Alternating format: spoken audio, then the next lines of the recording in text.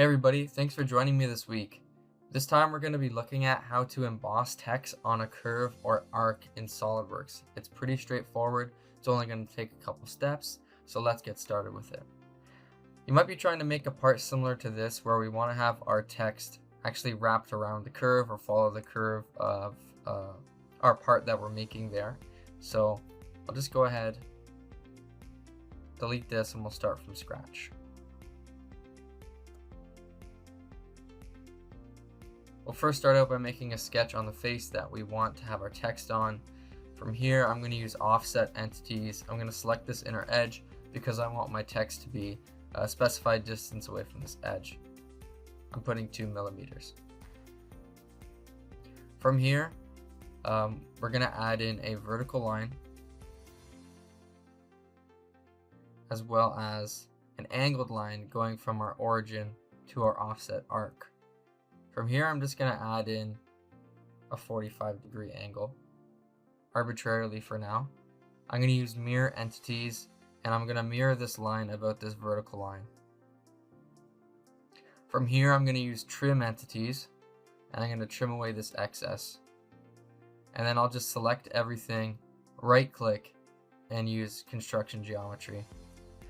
So now this is going to be our arc that we're going to be using as a reference for our text. And I'm switching it all to construction geometry so that when we go to extrude or cut extrude our texts, these lines aren't intersecting our contours of our text. So now that we have this, I'm going to go to text, click that. In curves, I can select my curve. In text, I'll add in my desired text. Right now it's already oriented in a good way, but you might find that when you load yours up it looks something like this. So you just want to use these orientation buttons here to orient them how you like. So I'll flip it that way, put it on top of the arc, and then I'm going to use centering so that we can center it on our arc. If you don't use centering, that text is going to snap to the edges of your curve, and that means that might be exactly what you want, but that means that you do need to properly specify the ends of your curve. So now that we have our text there, I want to change the font, and I also want to change the size of it.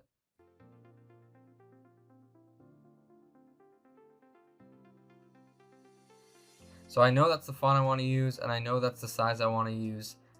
Something to note here that although when I'm using centering, it doesn't affect the position by start or end, but the arc will limit the amount of characters that you can fit in there. So I just want to show that as an example. If we change our text now to 90, so our text is larger than we need it to be, or sorry, our curve is larger than we need it to be, but that's completely okay.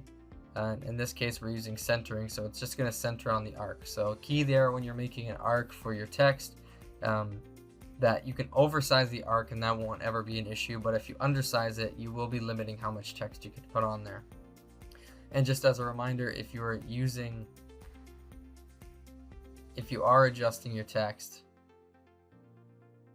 utilizing these paragraph alignments left or right, the beginning and end points of your curve will affect it. But in this case, we might just want to do something like this.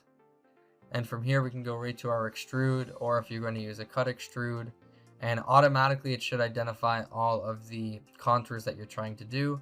If this curve wasn't to be a construction line, then there would be multiple intersections and it might result just in some issues. And as you change the size of your font or modify it, those contours might change, and it's really best just to use construction geometry. So there you have it. And right now this is set up that we can actually mirror it if we want to.